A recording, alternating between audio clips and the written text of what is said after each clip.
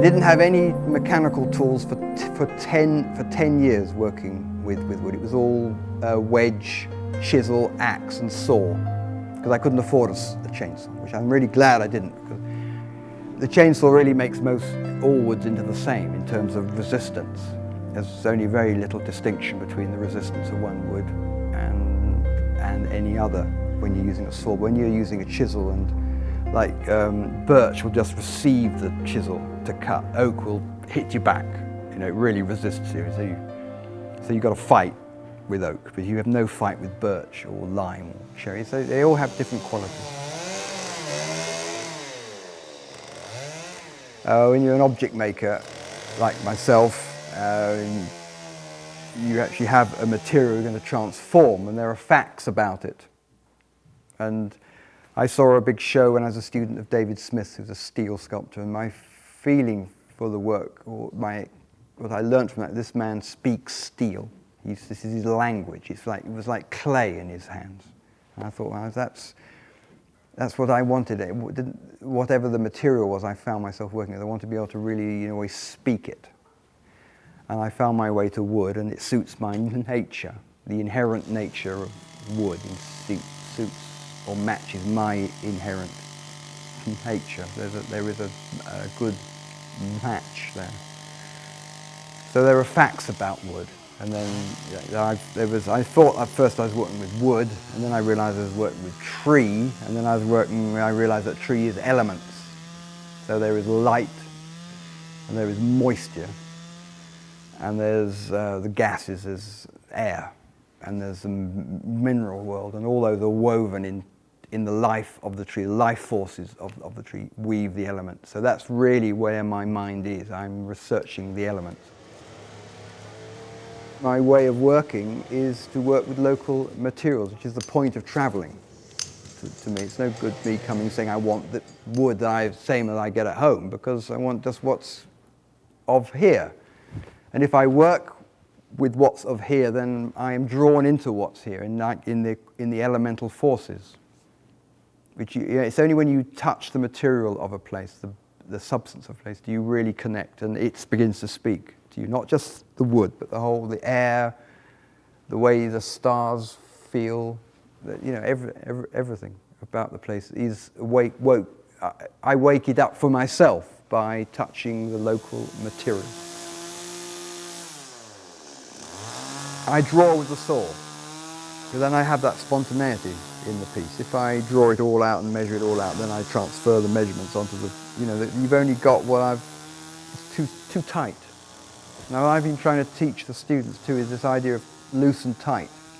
If something's too tight, it's constipated. And if it's too loose, you've got something more like diarrhea. You've got to have the two side by side. So that black dome is quite a tight form, but it's made of many in a very loose way.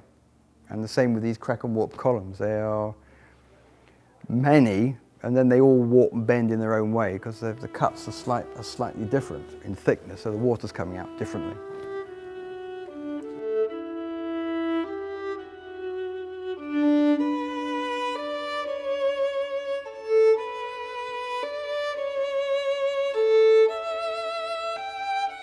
Well, earth, air, fire, water. This is the heat element, and this is, we all burn wood. Mankind has been burning wood since we've been a sentient being. So it also gives me another color. It can exaggerate the depth of a space. Like with Californian redwood, for example, I have the red, and then if it's partly charred, I have the black, so I can combine these two forces. It's not just a black color, it's carbon. The surface has been transformed from wood to carbon. So this here is wood experience, and that's carbon experience. So when it's all black, you're no longer having a wood sculpture experience, it's a carbon piece. Completely different realm in terms of time and emotion. As part of the act of making is other people seeing it. This is something that Duchamp said. I'll do it here. There's really a line between the artist making really the artist only does half of it. The other half is taken up by the people seeing it, it being perceived. In a way, it didn't really matter whether they completely got it or not, whether they liked it or not. The idea was only completed in the act of it being seen. And that's something I've lived with, again, since I was a student. It just made sense to me. So that's like the artist's half. And that's, in a way, that is the me, and this is the we. And the idea is tested by putting it into the world and other people seeing it. It then gets consummated. It's very frustrating for artists really not to have their work seen over if an artist hasn't had a show for several years, it can be incredibly dispiriting because the works just haven't been consummated, haven't been tested. And I really listen to what people say about things and ask questions, or they might provoke an anecdote, they might remind them of something. And I've had some bad ideas, and they're like cul-de-sacs, and you just back onto the main road again.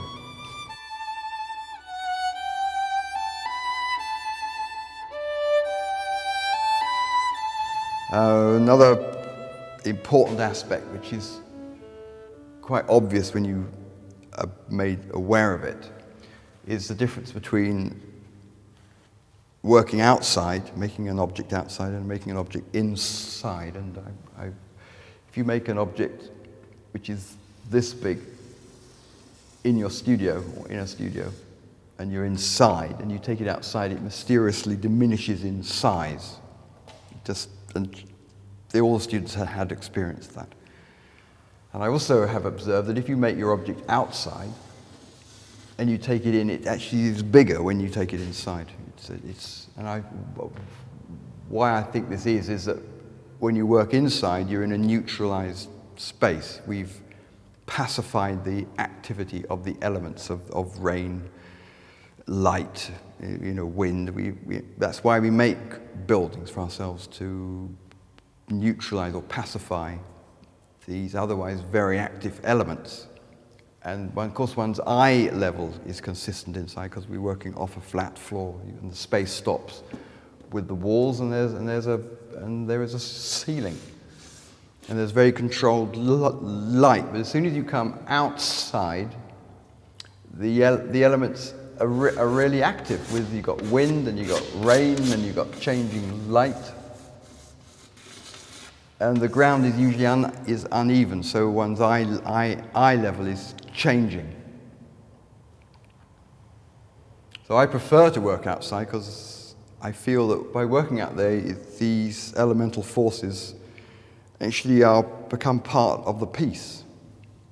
Whereas when you work inside, which is, I'm not saying one shouldn't work inside, but if you're aware of that, if you work inside, then keep your work inside, show it inside.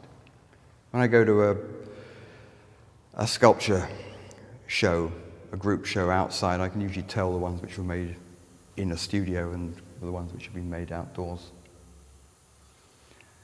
I only discovered this by the fact that I always went to the tree which had fallen to get my materials, and you can't possibly lift a whole tree, so I made my sculpture at the site, because in a very practical reason, I was cutting all the weight, all the wood off that I didn't need to carry, so the individual pieces could then be carried away. So obviously I was working where the tree had fallen. And also, I was working where the tree had grown. So this was the site of that tree. I found people like something of mine because they're recognizing something which is within themselves. So that's what, when we discuss originality, and that the word tends to be associated with innovation and invention. So it's like, my idea is I invented this, so I claim this idea as mine.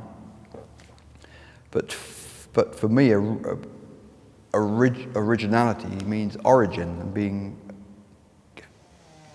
intimately connected with origin, or you find a path to a sense of origin, which is a truth to us all. And our role of artists is to keep fresh this sense of origin, the great source of idea of being and experience of being a human being, and learning about ourselves, because we are an instrument of self-learning, which is what makes a human being unique.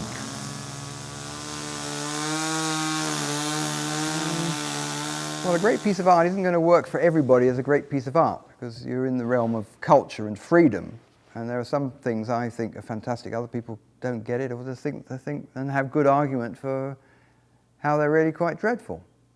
But that's because we're free, and I see things I don't get it, I think they're really bad. I can admire the professionalism in it, I can admire the artist's strategy in getting them the attention, but I think what it stands for is not a good thing, because I think I'd like to think that an artist's work, because it is a manifestation of one's higher being. You know, we have a very active lower being, but you can reach one's higher being. I think an artist have this opportunity that you're trying to, so when somebody's looking at it, that will be reflected. So it's not, and really the higher being is more common to us all. It's not so individualized. It's something that one can aspire to, that has a moral quality, actually is healthy in the world. And tender, because that's something that tends to be absent from a lot of contemporary work now, is tenderness, because it gets, which isn't sentimental. Which is, it's not to be confused, but there are some things that are made to be very tough and very aggressive, to be very uncompromising, and quite something that that a bit of tenderness would certainly warm it up and make it more available, accessible. Well, it's loose and tight. You see, if I keep my mind on the process of making and keep that clean and evolving and spontaneous, the object will look after itself. The aesthetics are born out of the medium and the way of working and my inherent qualities myself. That's the combination. Some artists are well known and they disappear. Some artists aren't known and then they appear after their death. I don't really know. I think I'd like to be remembered as somebody who was deeply connected with the environmental movement and the awareness that we need to look after our resources, someone who genuinely connected with the elemental forces, which is a much healthier way of doing things.